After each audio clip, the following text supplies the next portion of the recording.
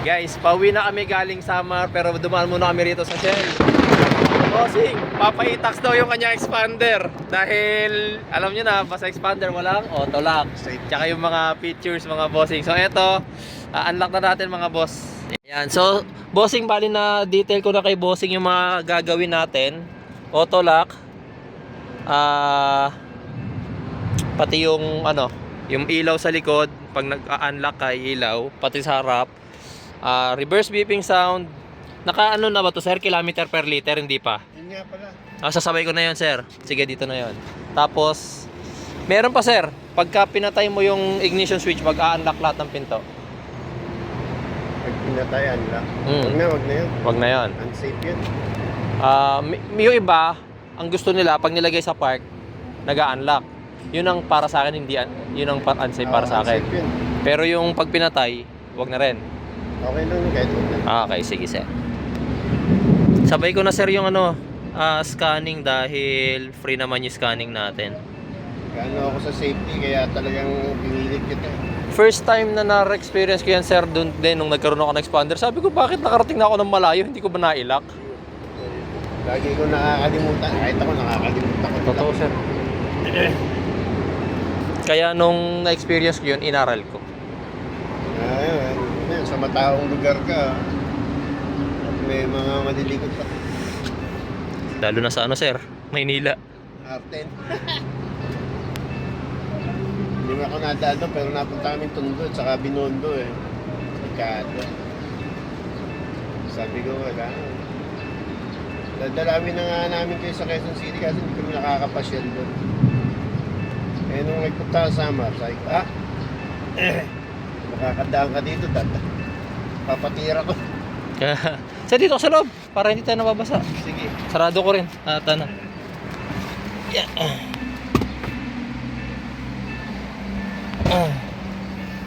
Inuna ko na rin muna sir ang scanning. Okay. Free naman to. Para at least ma-check na rin natin kung may error code. Ito yung lagi namin sinasabi, kahit kasa, bakit hindi nila alam? Tapos kapag sa kanila ipagagawa, sabihin nila hindi nila alam. Pag pinagawa mo sa iba, sabihin nila void ang warranty. Pero ang gawin nyo, huwag nyo na sabihin, hindi naman nila malalaman na binago namin yan dahil wala naman kaming ini-install. Ano mong Kuyong coding sir. Tapos on vehicle coding, manual coding. Yes. Unahin na natin yung fuel consumption. Naka-kilometer per liter pala. Hindi ko nga makita yun eh.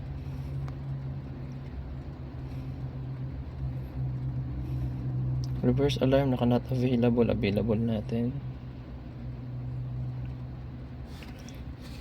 Okay. Reverse alarm. Talak. Wala pa nga akong tulog eh. Dahil nung pagkababa namin ng Matnog, gabi na. Alas 8 kami nakababa ng Matnog. Ng Matnog. Dire-diretso na ako hanggang kumain muna kami ng Sorsogon. Tapos dire-diretso na hanggang Mayon. Pagdating na Mayon, sa plano ko sana matulog kasi hindi ako inaantok. Dire-diretso ko na naman. Maayos na yung kalye, naayos na ba? Yung Bicol mas okay ngayon. Ayun. Ang matindi pa rin sir, Quezon. Hindi ng Quezon sir. May Tagkawayan? Hindi pa ba naayos yung Tagkawayan? Oo, pati yung ginagawang flyover. Hindi ko alam kung anong lugar yun. Tayo. Yung ilalim niya yung flyover. Ito yung Hornchurch sir, kaso huwag na no? Kasi mahina rin naman yan eh. No. Galing kami ng ng December eh. Sa? After Pasko doon. Galing kami Mayon sa Albay. Nung pumutok? Hindi. Hindi. Hindi pa pumuputok noon? Hindi pa. Ito yung bin-break in ko to. Break in natin ng time Mayon. Kamusta naman ang expander sa inyo? Nice naman. Ito sir, yung automatic door lock and unlock naka-disable kasi crash and speed. Yeah, sabi ko. Tapos yung welcome home lang. Followers mo ako, kaya pagtingin ko, pwede palang gawin sa expander yun, hindi pagawa natin.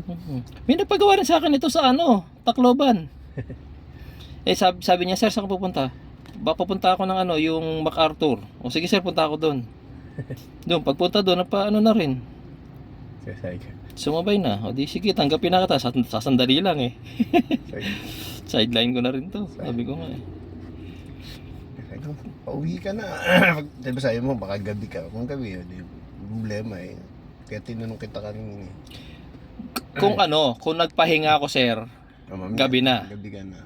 Pero hindi ako nagpahinga eh. Kaya talagang hapon kami makakauwi na yan. Tapos nasugbo ka pa. Hindi, magnanasugbo ako this week dahil may check akong unit doon. Pero hindi pa nagkakasundo sa presyo eh. Uwi ka na ngayon. Oh, diretso na yan. Uwi sir. Papahinga ko na yung mga matatanda. Masyado ko na silang naipasyal. Baka magreklamo na. Bagay, sila naman ang nag-aya ng lakad na yan eh. Kaya sabi ko, check ko na. Hindi kami makapunta sa Quezon City. Saan ka ba sir? Ako? Dito, sa talikod dito mong Shell. Yung subdivision dyan. Kaya pala ang bilis mo eh. Okay, so reverse beeping sound, auto lock, yung ilaw-ilaw. Yun lang sir, no? Ayaw mo nung unlock, ayaw mo nung kami na lang horn. mag-unlock. Okay, sige sir. Ako na lang mag-unlock, kami na lang pagka lalabas. Exit. Yes. Mas safe yun eh. Oo, tama, totoo. Tsaka hindi naman ganun kahirap yung pag-unlock ng pinto. Yung auto lock lang talaga. Gusto ko ma-check. Yan. Yan. Okay? Ano na yung yes sir. Negative. Alam mo na. Oo nga. Alam mo na yung step ko ah. Pinapalo nga kita.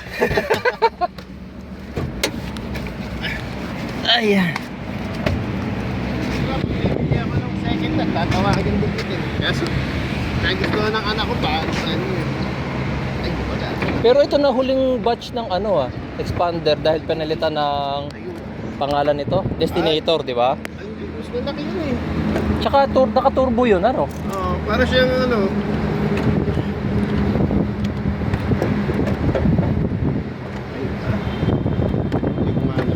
Ayaw niya ng mas malaki-laki masyado. Hindi, ito lang yung budget ko.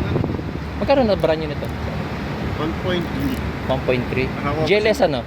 Ako pa siyang discount. Magkano discount ngayon? 100. Noong October. Kasi last series na to.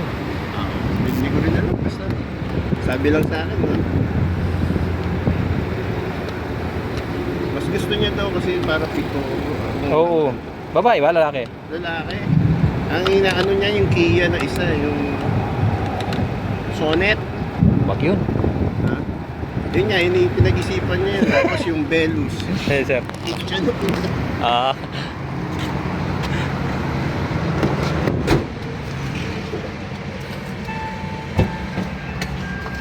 Papakita ko lang muna sa sir din yung mga Dito siya napapunta. Okay din naman sir ang Ay, yan sir, wala na. Labas muna tayo sir para makita mo yung mga ginawa natin. Hindi ko na lang pakita yung plate number mo. Pag in-unlock, ayan na. Ilaw na. Pati dito sa tail light sir. Pag in-unlock, ilaw na. Okay. Okay. Tapos, test drive tayo sir. Kahit dito lang sir, yung auto lock lang.